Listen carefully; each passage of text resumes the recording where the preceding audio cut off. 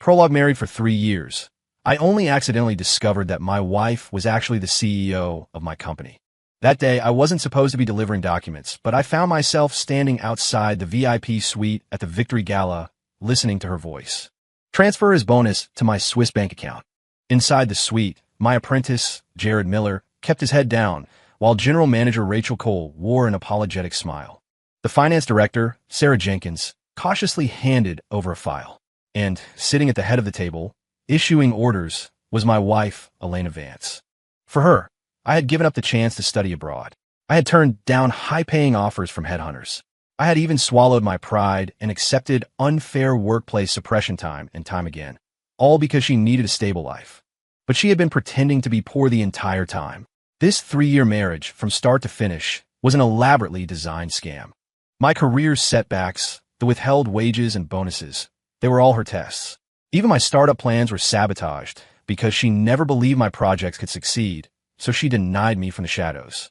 I discovered the truth, resigned, and divorced her to pursue my dreams. Only then did she panic, offering me a promotion, a raise, an investment for my vision. I left without looking back. I didn't need investment from someone who didn't believe in me. I never expected that she would be the one crying. Project Stolen. My proposal was a success, but I wasn't the one enjoying the victory. The applause in the conference room was thunderous and unceasing. The projection screen still displayed the AI architecture optimization page, and in the bottom right corner, the signatures were blatantly clear: Jared Miller, Caleb Stone. That's right. Jared Miller's name was listed before mine. Every algorithm module and every line of code on that screen was the result of 3 months of my blood, sweat, and tears. But now, standing on the stage and speaking with confidence, was the apprentice I had trained, Jared Miller. Based on the dynamic optimization of the deep learning model, our team adopted a new sparse training architecture, increasing inference speed by 37%. Jared's voice was steady and confident, but his eyes kept avoiding mine. I clenched my fists. 3 days ago, I had stayed up all night to finish the project documentation. The next day, General Manager Rachel Cole had borrowed it for review. And then, it became the content of my apprentice's presentation today, under her forced arrangement. Even more ironic was Rachel Cole sitting at the head of the table, nodding with approval. She occasionally interjected with supplementary remarks, acting as if this were a joint achievement. After company research, we have decided to promote Jared Miller to Technical Director effective immediately. Rachel's voice rang out. This AI architecture optimization project has created immense value for the company. My fingernails dug deep into my palms as I stared at Jared, who looked flustered on stage. The apprentice I had handpicked was now standing there awkwardly, accepting everyone's congratulations. His gaze darted around, afraid to meet mine. As for the project bonus this time, Rachel pushed up her gold-rimmed glasses. Director Jenkins from Finance will announce the arrangement. The company has decided to adjust the distribution plan, Sarah Jenkins, the finance director, announced, according to the latest allocation results. I stared at her moving lips, but I couldn't hear the rest. According to regulations, a major successful project like this should command a 6-figure bonus. But now, with this new distribution scheme, my bonus was deducted to less than 10% of the original amount. The meeting ended, and the crowd dispersed. Director Jenkins, I angrily blocked the head of finance as she tried to leave. Is there a problem with my bonus calculation?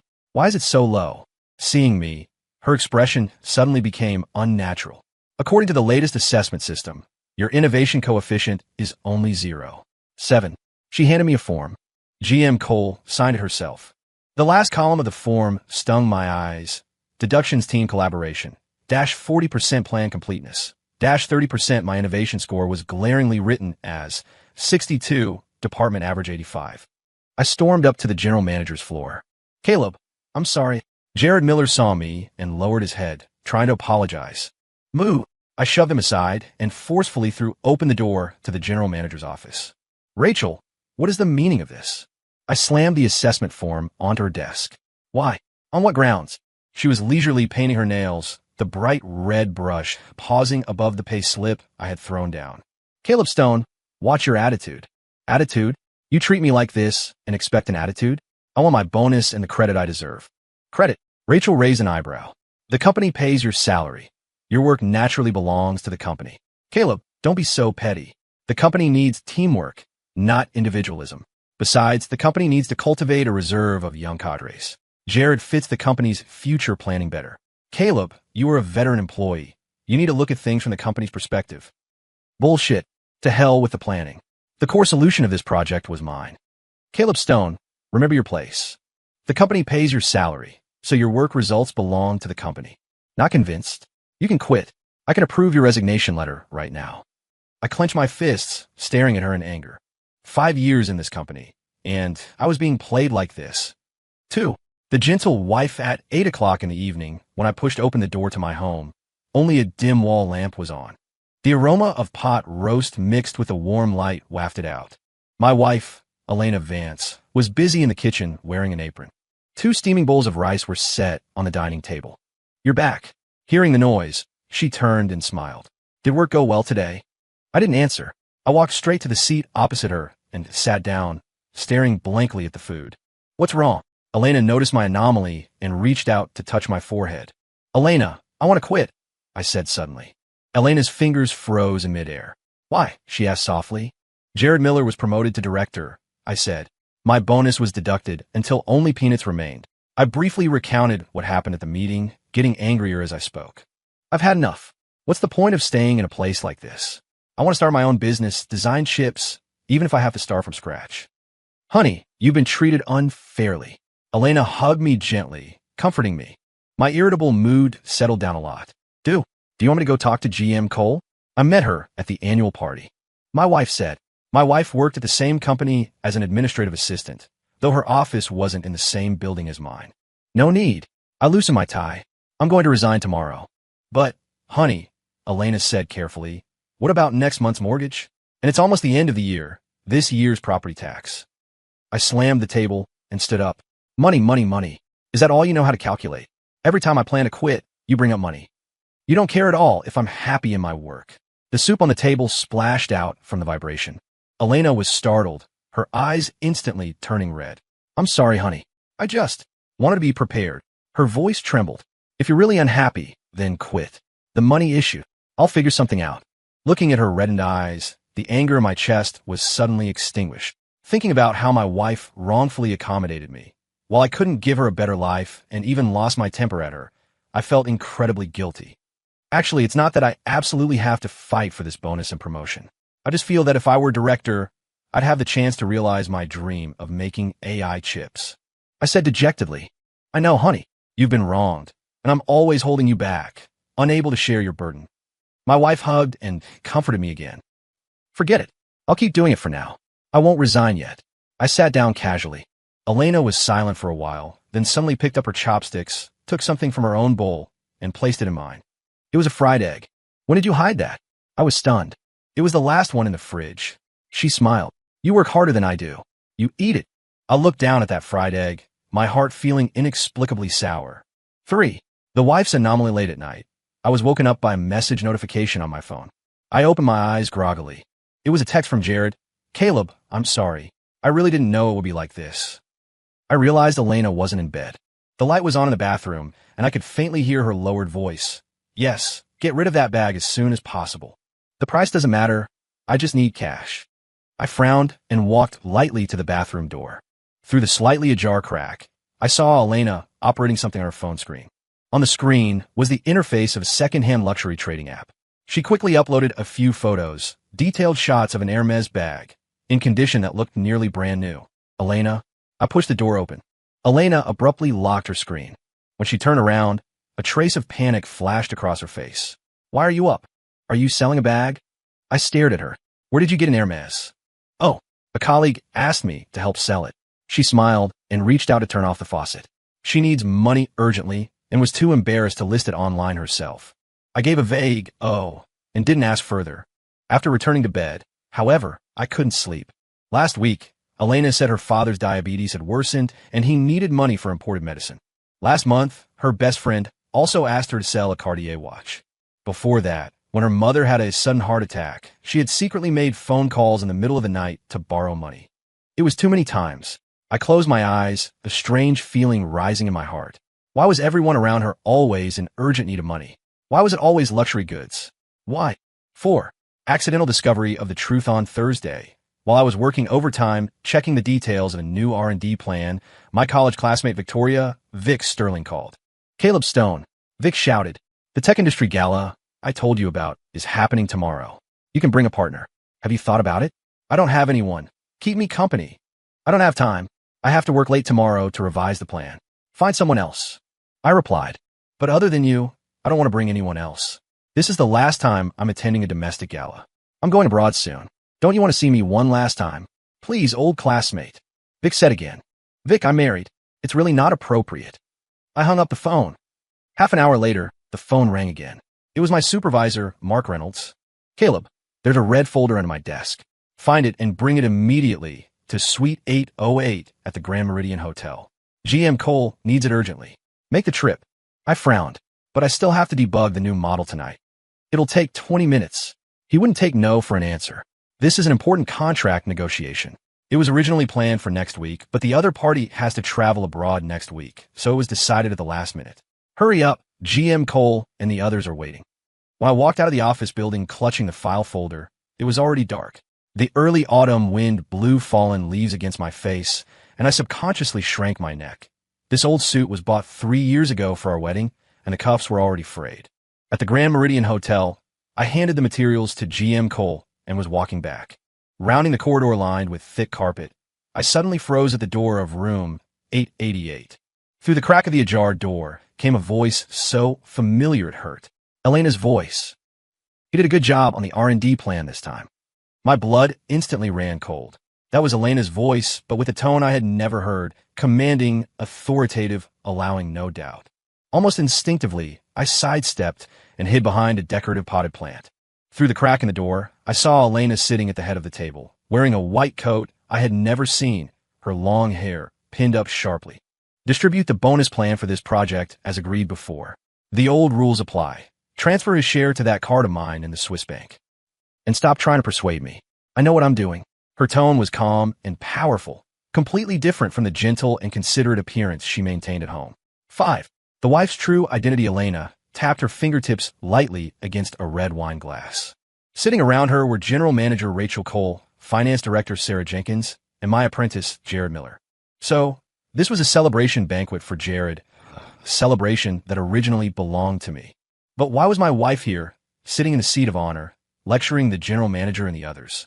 She was clearly just an administrative assistant at the company. Unless... Elena, seriously, enough is enough, Rachel said, rubbing her temples. For 3 years, you've made me block his promotions and reject his proposals. The victory banquet should have been his, but we had to steal. This isn't stealing. Elena took a sip of wine. This is necessary frustration education. Listening to their words, I was filled with confusion. But Ms. Vance, Master Caleb's AI architecture is really... Jared's voice trembled. The way he looked at me today, I couldn't take it. Jared's words left me dumbstruck. The uneasy guess in my heart was confirmed. My wife, Elena Vance, was actually the CEO of my company. We dated for 2 years and have been married for 3. Only today did I realize I never really knew her. In this setting, call me sister. And remember, this is for his own good and for mine. Elena's wine glass hit the table heavily. Back then, my dad had it too easy, and the result. But don't play too hard, Director Jenkins advised. We can all see that Caleb loves you so much, and his workability is strong. Why didn't you confess earlier? Exactly, Rachel interjected. These past 3 years, you've made us deduct his bonuses, suppress his performance reviews. Even when he wanted to start a business last time, you had me intercept the investor's email. Isn't that a bit excessive? I don't know what you're thinking. You're clearly the eldest daughter of the Vance family, the president of Vance Industries, yet you put your own husband through endless trials. Start a business? Intercept emails? I cover my mouth tightly, terrified I would make a sound. 6 months ago, I had indeed contacted an investor. The other party was enthusiastic at first, but then suddenly went silent. So, it was Elena manipulating things from behind. So the investor who suddenly lost contact 6 months ago hadn't given up on me. They simply never received my business plan. 6. Lies and manipulation. You don't understand. Elena's voice suddenly softened. Every time I see him eating cold leftovers to save money, my heart aches too. She twisted the wedding ring on her ring finger. But only this way will he need me forever. Jared lowered his head, his voice guilty. Elena, Caleb has been really sad these past few days. That plan was clearly his life's blood, yet you made me present it. And you gave his promotion opportunity to me. I can feel Caleb's mood has been very low these past few days. Nothing bad will happen, right? I also feel that, based on his ability, he should have been promoted to director long ago. When he came to argue with me yesterday, I felt guilty. Rachel took over the conversation. Seeing him like that, I was terrified he would resign in a fit of rage. Isn't that why I have you guys? I'll persuade him, Elena said with a smile. You guys did a good job on this matter. I'll issue your bonuses in a few days. Elena added, actually, this is exactly the effect needed. He must get used to hardship and failure to grow. If he can't even accept this little setback, how can I hand the company over to him to manage when I get pregnant in the future? But you've suppressed him too ruthlessly these past few years without giving him any sweetness. I think Rachel is right. If it weren't for you, based on his results, he should have been promoted to middle or senior management long ago. Back then, he was just a small team vice leader. Sigh. I feel it's unfair for my brother-in-law. Sarah Jenkins said. Elena remained silent, as if thinking about something. Elena, when do you plan to tell him the truth? Rachel asked. After all, he truly loves you. Don't play until you lose him. Elena paused, her tone softening slightly. Wait a bit longer. But, after this project, I really should give him some encouragement. Next month, adjust his salary. Give him a 10% raise. Only 10%. Sarah Jenkins couldn't help raising her voice. His current salary isn't even at the industry average. So what? Elena raised an eyebrow. Besides, men go bad when they have money. Isn't his money my money? It's only right for a wife to manage her husband's money. And this is asset management. Elena said, his monthly salary is $10,000, and I take $8,500. Doesn't that still leave him with $1,500? If not for my careful planning, he would have been scammed by those startup frauds long ago. So my salary was more than my current $1,500. Even so, every performance review deducted about 20%. I received just over $1,000. In this city, after the mortgage and necessities, almost nothing was left. But President Vance, Jared was very worried. Oh, let's not talk about this. At worst, I'll give him more compensation in the future. Drink, drink. Elena beckoned everyone. Then, the room filled with laughter. He will understand me. She put down her glass, her voice suddenly soft. When the probation period is over, I will transfer 20% of Vance Industries' shares to his name. It seemed like she was telling everyone, but also like she was telling herself. By the way, the tech industry is holding its annual gala tomorrow. Don't forget, Elena reminded them. Don't worry, we won't forget. We've been ready for a long time. We arranged for Caleb Stone to work overtime tomorrow, so he won't discover you're not at home. That's right. Don't blow my cover, or I'll have to find another excuse. I really don't want to lie to him anymore. Their conversation made my hair stand on end. As I backed away, I bumped the potted plant. The Erica palm leaves rustled. Who's out there? I hid in the fire escape. They checked and decided it was likely the hallway window left open, letting the draft blow the plants. Only Elena frowned, worried about something. 7. Cruel truth, I practically fled the hotel. The early autumn rain came unexpectedly, ice-cold water pouring down my neck and into my shirt. I walked aimlessly, my phone vibrating incessantly in my pocket. I knew who it was without looking. Caleb. Elena's voice was full of worry. Where are you? I made the sweet and sour pork ribs you love. The rain gushed down the drain pipes. At the company, temporary overtime, I said, holding the phone. I might be back very late. Is that so? She seemed to breathe a sigh of relief. By the way, that book, the Chip Design Bible you wanted about last time, I asked a friend to bring it back from the States. I closed my eyes. Last week, I had indeed stared at that book in the window of a used bookstore, but at the time, Elena clearly said, it's too expensive. Wait for a discount. How much was it? Oh, don't worry about that. She chuckled lightly. If my husband needs it, I'll find a way to get it for you. Elena, I interrupted her. If I quit my job and started a business now, would you support me? The other end of the line was suddenly quiet for a few seconds. Of course I support you, came her voice. But the market isn't good right now. How about wait until next spring? Okay. Thanks, Elena. I fought the trembling in my voice and hung up. I walked along the road. The puddles on the sidewalk reflected the broken neon lights, looking exactly like my life over the past 3 years. In the 3rd year of joining the company, our 1st year of marriage, I proposed developing an independent chip architecture. Rachel Cole sneered, daydreaming, in front of the whole team. That day when I got home, Elena said with red eyes that her father was sick and needed to be hospitalized. In the 4th year at the company, our 2nd year of marriage, I finally contacted an angel fund willing to invest. I stayed up all night writing the business plan, but it was like throwing a stone into the ocean. That same week, Elena's best friend suddenly needed to sell her wedding house for an emergency.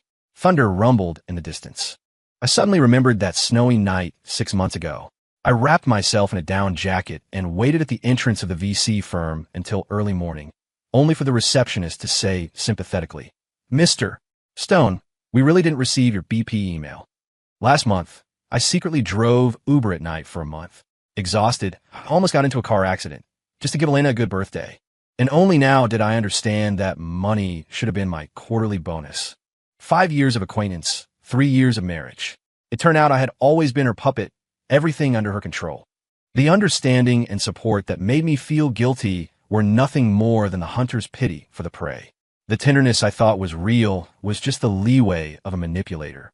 My 3-year marriage was just a carefully designed Truman Show, and I was the only actor who didn't know.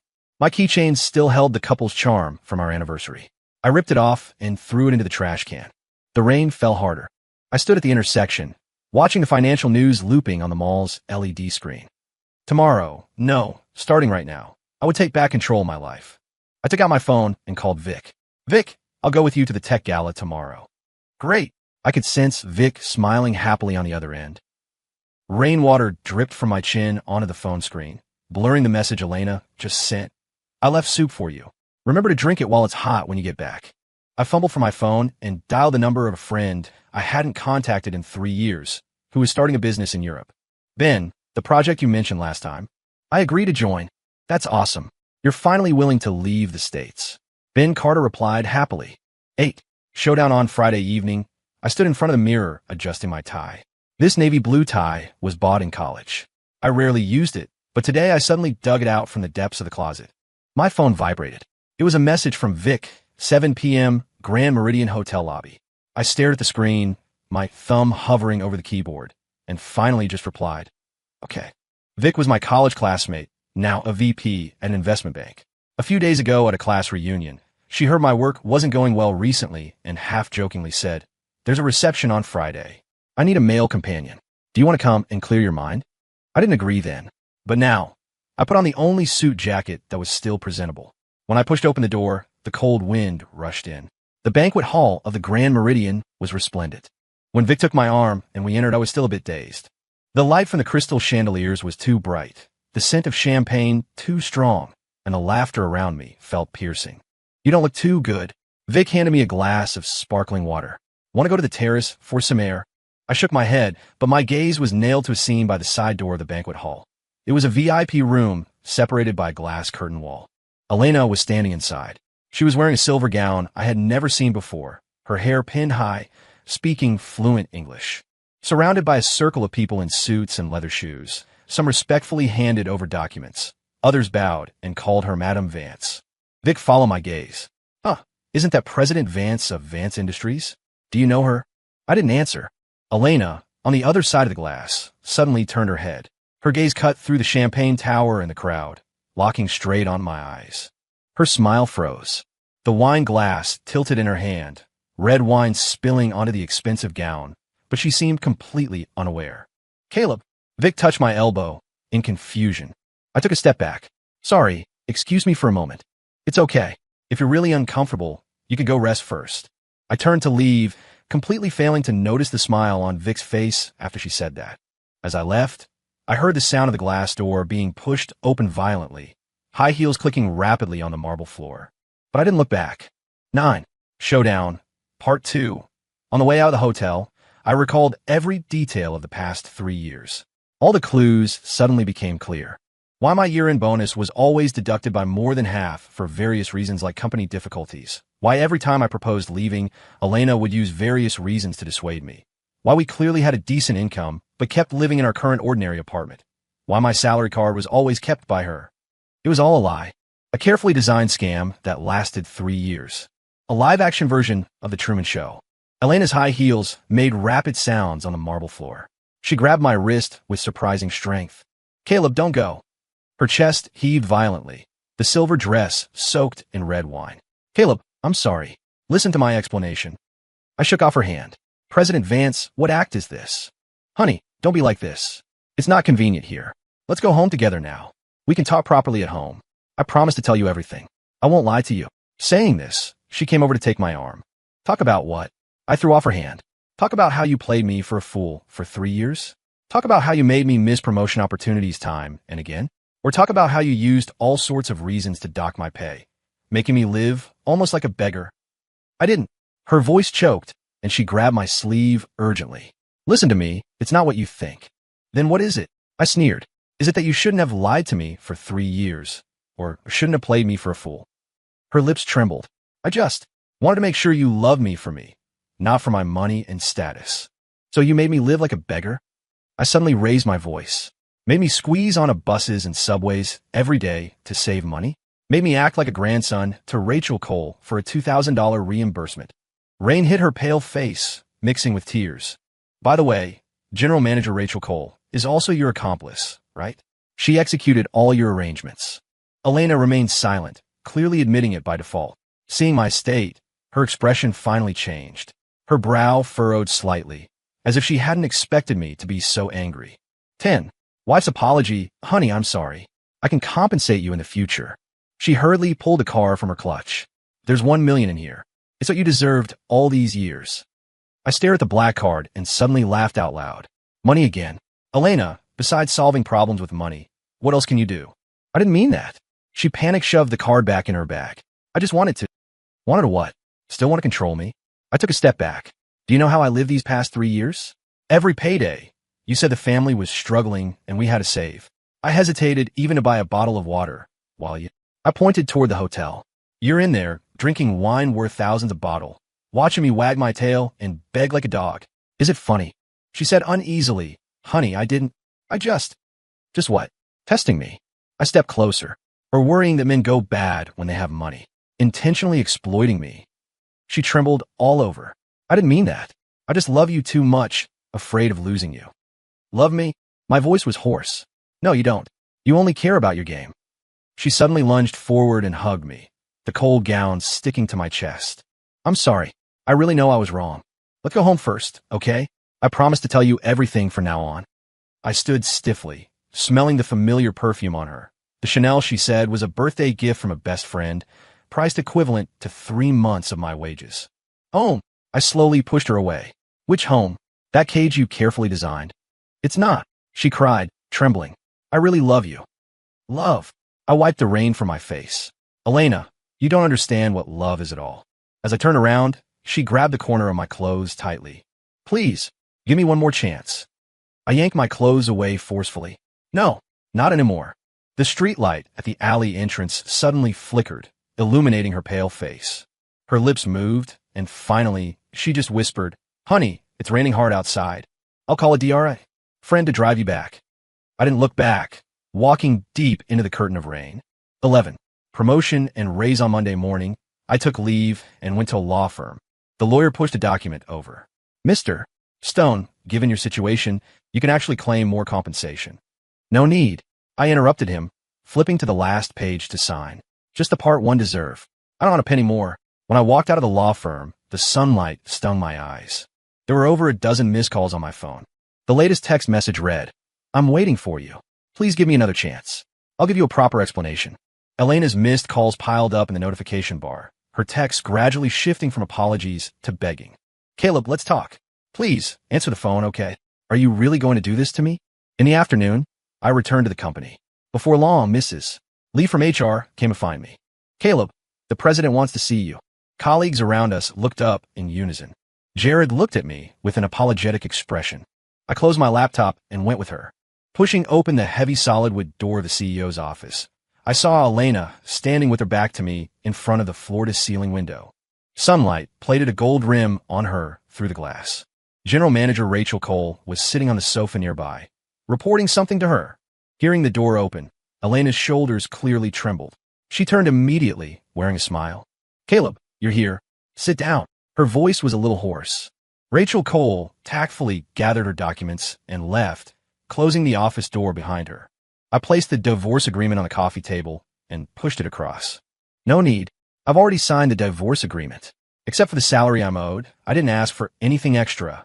Elena's expression changed. Today she wore rare light makeup, but couldn't hide the dark circles under her eyes. Her wrist, exposed from her beige blazer, was shockingly thin, the wrist bone protruding against the cheap watch I gave her, a Valentine's Day gift from 3 years ago. She was wearing it today. "You've lost weight," she said suddenly. I replied, "All thanks to you." The words stabbed her like a knife. "Caleb, let's not divorce, okay? I can compensate you." Elena stumbled as she held onto the desk, pulling a gold-foiled folder from the drawer. "I know what I did was wrong. It's my fault. Look at this. I've already given you a promotion and a raise. General manager of the technology department, salary doubled. Of course, this doesn't count as compensation. This is what you deserved anyway." I glanced at it. It was indeed a promotion letter. On the appointment letter, my photo was already attached. The figure in the salary column was unusually high. "Effective immediately," she added urgently. "Company car and equity incentives are all written here." And she pushed another card over. "There's $2 million in this card. If it's not enough, I'll put 200,000. No, 500,000 into the card every month. You can use it to—" I stared at the gleaming card. "Thank you for your generosity, President Vance. But it's not needed. I don't want your charity now." I pushed the card and documents back. 12. Promotion and Raise, Part 2. If she had told me the truth earlier, or before I discovered myself, maybe I would have forgiven her. But now, after I knew the truth, her using money only deepened my disgust. "This isn't charity." She suddenly raised her voice. "This is all what you deserve. Just what?" I grabbed the folder and threw it on the table. "Keep me locked in a golden cage. Make me grateful to you every day." She trembled as she said, "We can start over." "Start over how?" I asked calmly. "Continue acting out your poor couple drama? Or switch to the domineering female CEO falls in love with me?" "Honey," her voice shook. "Don't be like this. Don't humiliate me, okay?" I laughed. "Compared to what you did to me, does this count as humiliation?" Her tears suddenly hit the tabletop. "How did it come to this? I didn't know it would end up like this." "Of course you didn't know." I stood up slowly. "Maybe in your eyes, I'm just a male lead in a reality show arranged by you." "No, it's not like that, honey. I just didn't want you to leave me." Elena ran over, trying to grab my hand, but I dodged. "Don't touch me." Those 3 words finally broke her. Elena collapsed onto the sofa, her carefully maintained dignity shattering on the floor. "What exactly do you want me to do for you to forgive me? Do you want me to kneel and beg you?" She sat slumped on the floor, her expensive suit pants rubbing against the carpet. "I know what I did was wrong, but I was just afraid." "Afraid? You are the president of the group, worth billions. What do you have to be afraid of? Afraid of ending up like my dad's partner?" She looked up, her face covered in tears. "He previously." "Then you don't have to be afraid now." I threw the salary card on the ground. "I don't want your money, and I don't want your power. I just want freedom. You never gave me a marriage. It was a live-action Truman Show." She suddenly lunged forward and hugged my waist tightly, tears soaking my shirt. The familiar scent of jasmine lingered at the tip of my nose. For a moment, my heart softened almost to the point of forgiveness. But thinking of every moment of these 3 years, I hardened my heart and pried her fingers open one by one. "Save it, President Vance." As I walked to the door, her hysterical shout came from behind. "Caleb, you can't go. Security, stop him." The moment I turned the handle, I saw Rachel Cole standing in the hallway with 2 security guards. She looked at me, then at the broken Elena in the room. Suddenly, she stepped aside to open a path and said to the guards, "Let him go." Returning to my cubicle, I quickly typed up my resignation letter and handed it in under my supervisor's confused gaze. 13. Rachel's persuasion after I left, the office door slowly closed, isolating Elena's broken cries inside. Rachel stood outside the door, took a deep breath, and pushed the door open to enter. Elena was slumped on the floor. Her expensive suit pants were stained with coffee, and her carefully pinned hair hung messily over her shoulders. She stared at the black card on the floor, her eyes vacant. "He's gone," Rachel whispered. Elena's shoulders trembled slightly, her voice hoarse. "Why did it turn out like this? This is different from what I thought." Rachel sighed, bent down to pick up the divorce agreement on the floor, and placed it gently on the table. "Elena, you should have expected this day would come." Elena looked up, her eyes rimmed with red. "I never thought of hurting him. I really just didn't want to lose him." "But your method was wrong." Rachel sat opposite her, her tone unusually serious. "You treated him as your possession, not an independent person.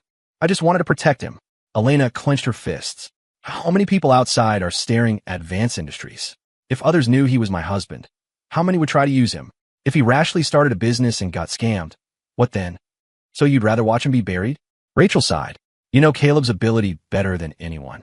Yet you'd rather let him be a suppressed little deputy team leader than give him a chance. Elena opened her mouth, but couldn't refute. Do you know what the most ironic thing is? Rachel stared at her. His deducted wages all these years, the intercepted investor emails, the rejected projects. He gave up so many opportunities for you before. For you, he even gave up the chance to study abroad. But you wouldn't even give him $100K to try for his career? If you had supported him just a little, he might have succeeded long ago, and you wouldn't be in this situation today. But that's different. Elena's voice trembled. If he succeeds relying on others, I'm afraid he won't need me anymore. Also, I saw his plan. The AI chip plan he proposed has no market domestically. We are already behind foreign countries in this aspect. Rachel was silent for a moment, then shook her head. Stop lying to yourself. You're just afraid that if he succeeds, you won't be able to control him anymore. Elena remained silent. Rachel sighed. Even if you really didn't think it was viable, why not secretly find someone to invest a little money in him? Even a few million would be support to him. That amount of money is nothing to you, right? But you'd rather watch him be rejected by investors time and again. Not only did you not help him, but you even actively created trouble for him. Elena, your dad's matter was 10 years ago. You can't lock everyone up by your side just because you're afraid of betrayal. Elena's tears rolled down again. Then what should I do? Let him go, Rachel said softly. Or truly support him for once. Elena was stunned. If you really love him, you should let him do what he wants to do. Rachel stood up and walked toward the door. Instead of breaking his wings and then blaming him for not being able to fly. After the door closed, only Elena was left in the office. She slowly stood up and walked to the floor-to-ceiling window. Outside, the city lights were as brilliant as a sea of stars, but her reflection in the glass was lonely and blurred. After a long time, she picked up the phone on the desk and dialed the internal line of the finance department. Sarah, prepare an equity transfer agreement for me. Her voice was soft but firm. Also, write a check for $5 million. There was a moment of silence on the other end of the phone. President Vance, are you serious? I'm sure. She looked at the distant horizon, a bitter smile appearing at the corner of her mouth. This time, it's my turn to support his dream. 14. Elena wants to compensate the day my visa arrived. I was packing my luggage in the apartment. It had been raining for a whole week outside the window, and the damp air was filled with a musty smell. I folded the plaid shirt I had worn for 5 years and suddenly discovered a line of fine stitching at the cuff. It was secretly mended by Elena. My fingers unconsciously rubbed over that mark when the phone suddenly vibrated. Ben Carter sent a message. Lab equipment is all debugged. Just waiting for you to come and make a splash. Just as I was about to reply, the doorbell rang. Through the peephole, I saw Elena and Sarah Jenkins standing outside. Elena didn't have an umbrella. Her hair was wet and plastered to her face, and she was only wearing a wrinkled hoodie. That was my clothes from college. I opened the door, and the cold wind mixed with rain rushed in. Caleb. Her voice was hoarse beyond recognition, her fingers tightly clutching a brown paper document bag. Can I come in and talk? I stepped aside to let her in and handed her a towel. One corner of the document bag was soaked by rain. She placed it on the coffee table carefully, as if holding a sacred object. I've thought it through. Trembling, she untied the wound cotton string and took out 2 documents. Vance Industries' 20% equity transfer agreement, a check for $3 million. This is for you. I know you want to start a business. Actually, there's no need to go abroad. You can do it domestically too. I didn't reply. Is this not enough? She looked up at me, her eyes red as if she had cried all night. If it's not enough, I can. If you invest in me now, I suddenly interrupted her. Aren't you afraid the project will fail and you'll lose money? She froze for a moment, then broke into a weak smile. It doesn't matter. As long as you're happy, honey. That sentence was like a knife, accurately inserted into my heart. So in her eyes, my startup was always just a toy to coax a child. She never believed I would succeed. That's very generous of you. President Vance? I sneered. Unfortunately, I don't need it. I pushed the documents back. The file bag fell to the floor with a slap. She panicked and squatted down to pick it up. It's not like that. She grabbed the handle of my suitcase. I checked the data. You're heterogeneous computing architecture, really. You checked the data? I raised my voice sharply. 3 years ago, when I stayed up all night writing the plan, you said it was an unrealistic fantasy. Last year, when I wanted to find investors, you had Sarah Jenkins intercept all the emails. Now, you suddenly checked the data. She flinched at my shouting, but soon lunged forward to hug my waist again. I was wrong. I really know I was wrong. 15. She still doesn't believe I can succeed. Her best friend Sarah Jenkins couldn't stand it anymore and stood at the door advising, Caleb Stone, stop throwing tantrum. Elena indeed did wrong in this matter. But you are husband and wife.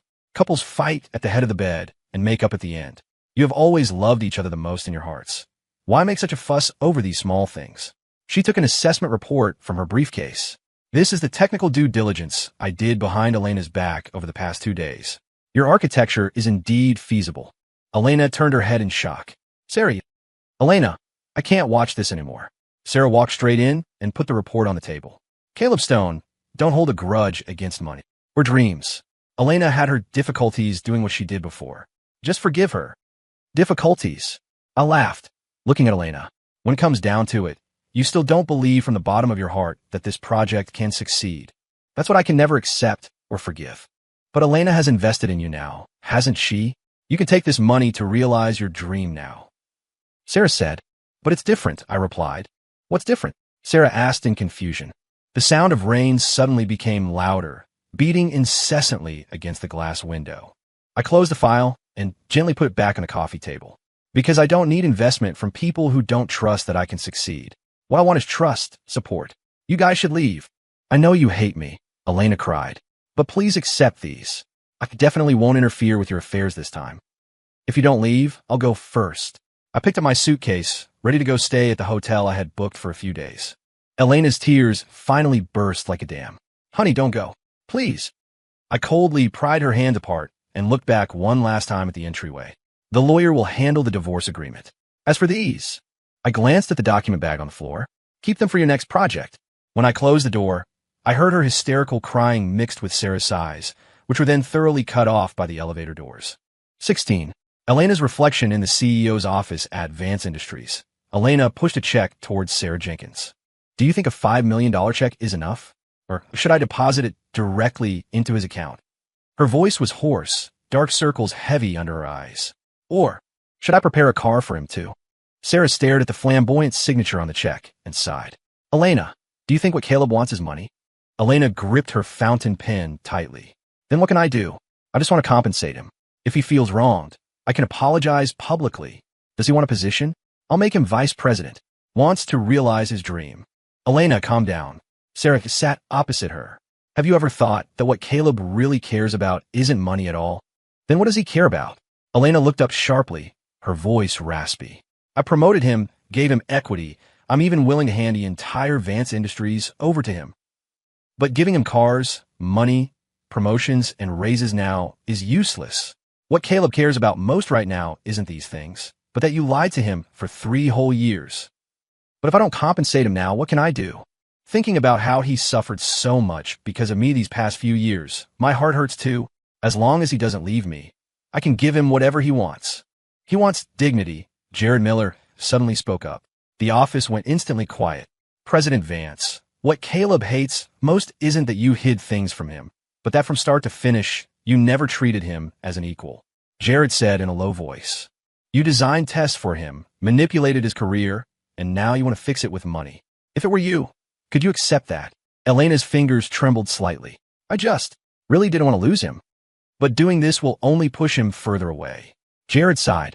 From a man's perspective, you're putting him in a dead end. Either accept your investment. You might think, see, he forgave me for money in the end, but if he doesn't accept, your relationship is completely finished. It's an unsolvable problem. Right, whether Caleb takes it or not, it's a lose-lose. Taking it makes him look greedy. Not taking it leaves absolutely no room. You're rubbing his dignity into the ground. Sarah said, no, it won't be like that. If he really accepts, I won't. By the end, even Elena lost confidence. If Caleb really stayed for the money, would she truly have no misgivings? Thinking through the key point, Elena fell into true fear. She felt uneasy, both wanting Caleb to accept her investment and forgive her, yet not wishing for him to be with her truly for the money. Elena felt she had entered a dead end. She felt despair. It was as if she was really starting to lose him.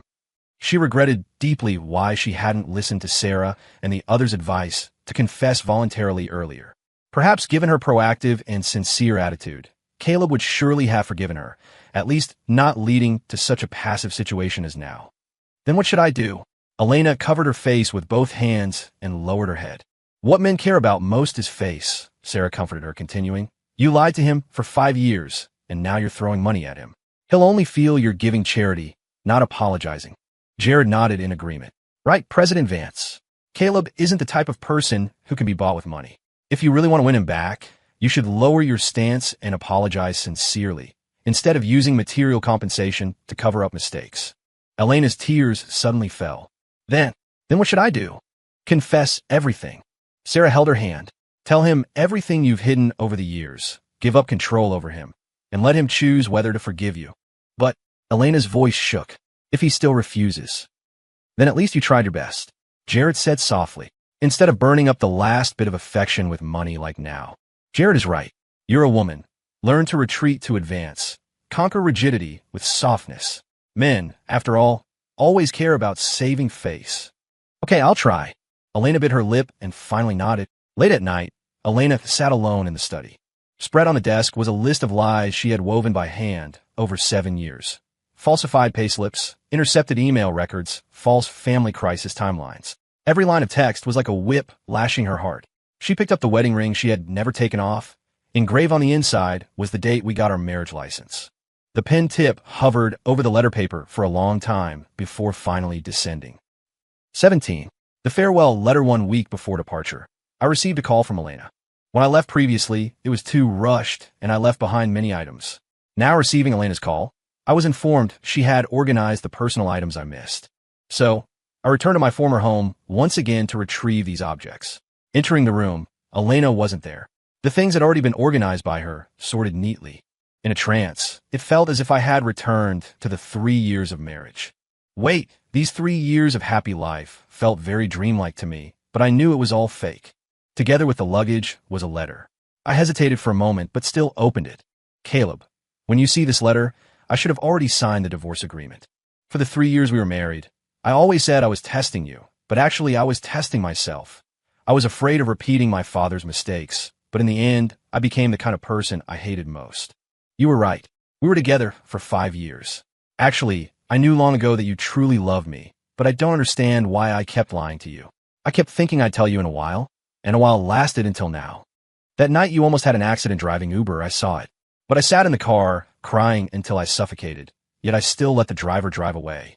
Because the cowardly Elena Vance believed that only if you had nothing would you need me forever. Only when I saw your back at the airport did I understand. The person who truly has nothing is me. The ring is left in the old place. It's not charity. It's returning it to its original owner. Inside here is your salary card. I deposited a sum of money into it. This isn't compensation, but what you earned. Your normal salary and bonuses from the company over 3 years. Forgive me for taking the liberty of saving it for you before. You're going abroad now. You'll definitely need money urgently. I also canceled the non-compete agreement. If you don't want to go abroad, you can develop domestically too. I'm sorry and thank you for loving the me who wasn't worth loving. You deserve better love. Always loving you, Elena. Outside the window, the rain stopped unknowingly. The sycamore trees outside rustled. In a daze, I went back to that midsummer several years ago. Elena, wearing a white dress, stood under the tree, holding the startup proposal that had been rejected multiple times by me. Caleb Stone, I'll wait for you to succeed. At that time, there was light in her eyes, unlike later, when only paranoid shadows remained. Thinking of this, my eyes began to burn, the soft spot in my heart touched. But I knew some roads, once taken wrong, are hard to turn back from. I folded the letter into a paper airplane and gently tossed it into the evening breeze. 18. Airport send-off. There was less than an hour before boarding time. I sat in the departure hall, watching planes take off and land. Elena came, standing not far away. She didn't bring an assistant, clutching a document bag in her hand. She wore no makeup today, faint dark circles under her eyes, her hair loosely pinned, as if tied up hastily. It's signed. Here. The non-compete is also canceled. She handed me the divorce agreement and the file. Maybe you can use it. Thanks. I took the document back. Actually, you could have asked someone else to send it. You didn't have to make the trip yourself. I opened the last page of the agreement. The red seal of the notary office was bright and stinging, the ink barely dry. No, I wanted to come. She pursed her lips, her voice very soft. I wanted to remember your face one last time. We stood in front of the floor-to-ceiling window, remembering 3 years ago when she wore a wedding dress, holding my arm with a bright smile. And now, standing in front of me, She didn't even have the courage to touch my sleeve. How did things develop like this? It really was a twist of fate. That year you said you wanted to change this industry. She suddenly choked up, her voice trembling slightly. I hope you can really make it happen this time. Yeah. I gave a brief acknowledgement, silence spreading in the air. After a long time, I pulled up my suitcase. I'm leaving. Her tears smashed onto the marble floor with a crisp sound. I'm sorry. The boarding gate began checking tickets. I stuffed the agreement into my backpack. Take care. Caleb, she suddenly called out to me, her voice trembling. I will always wait for you. If one day you say you miss me and are willing to accept me again, just one phone call, one message. Her eyes were red, tears sliding down silently. No matter where you are, I will fly to your side immediately. We can start over. I didn't look back.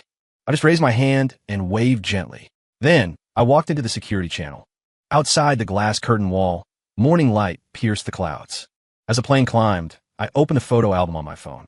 More than 7,000 photos from the honeymoon trip to the company annual party.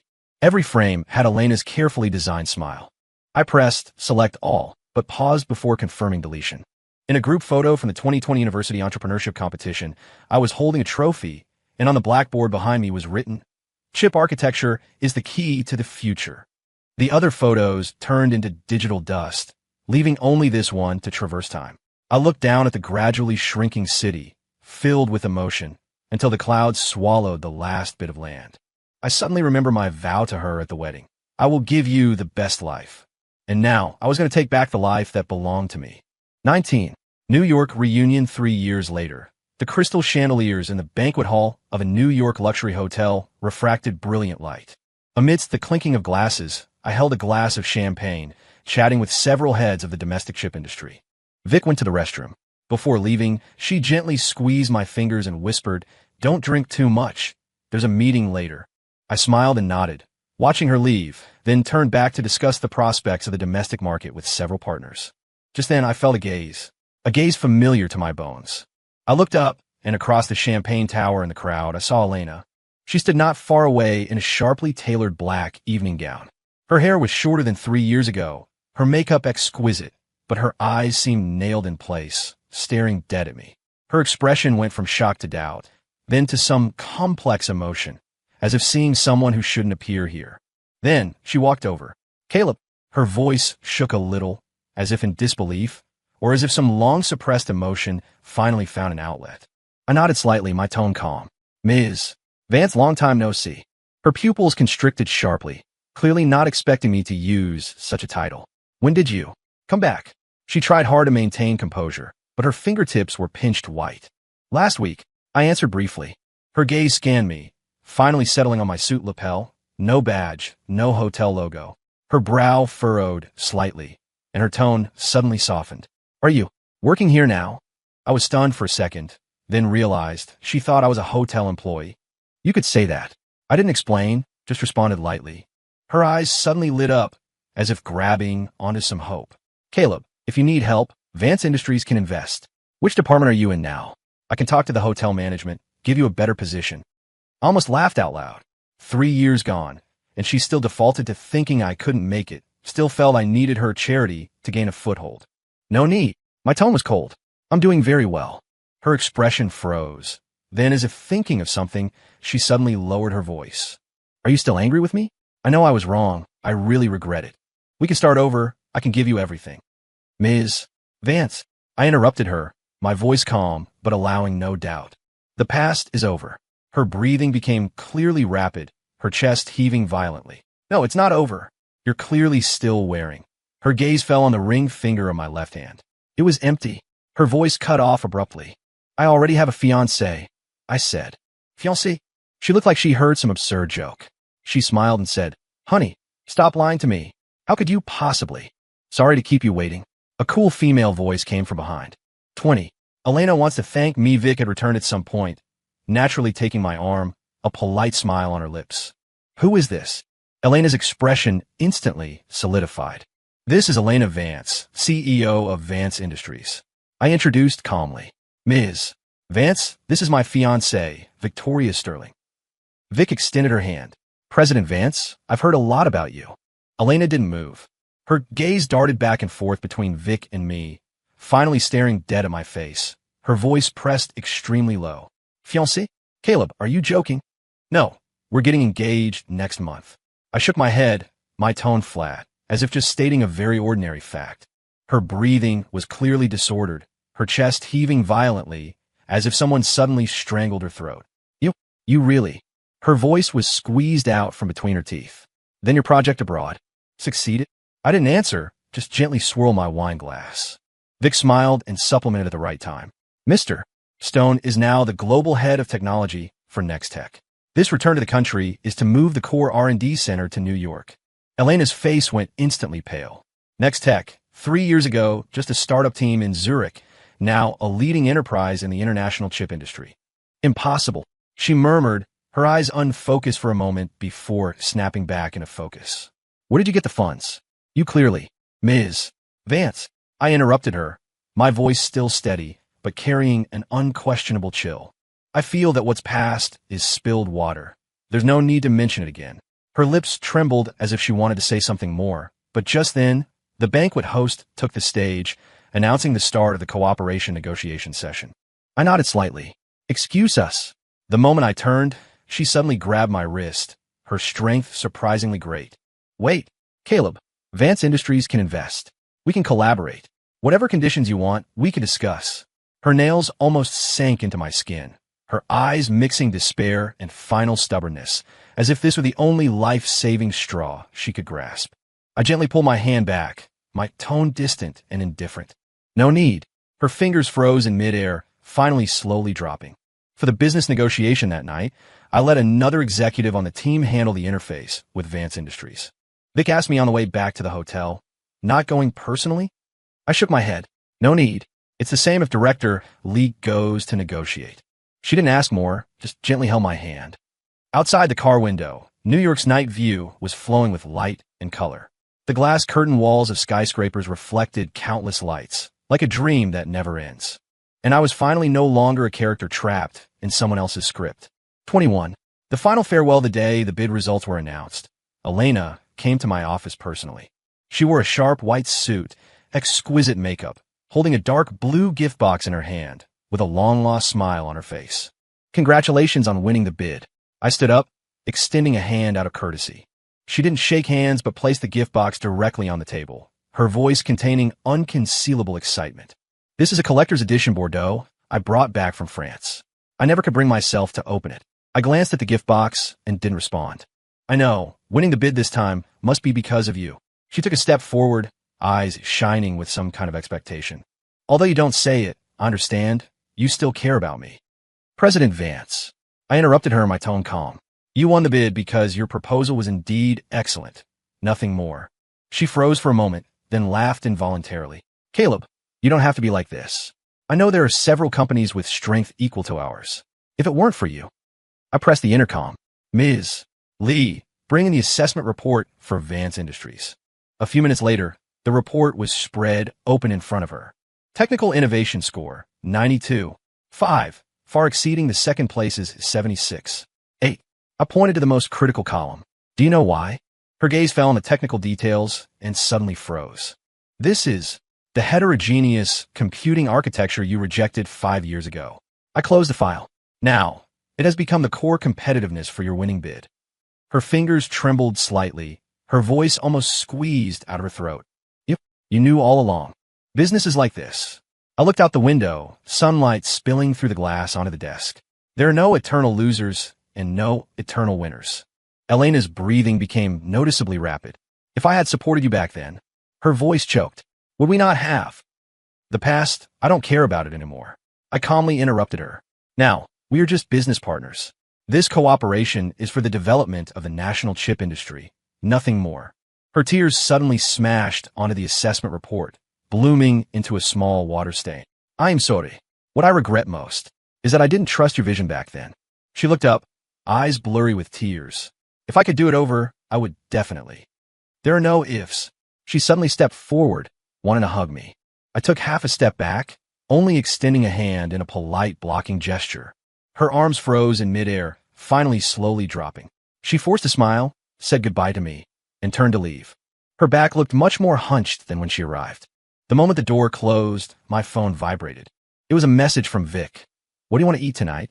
I just learned how to make braised ribs. Is that okay? I smiled and replied, sounds good. Sunlight poured in from the floor-to-ceiling window, illuminating the entire office. And that unopened red wine gift box lay quietly in the shadows. Story complete.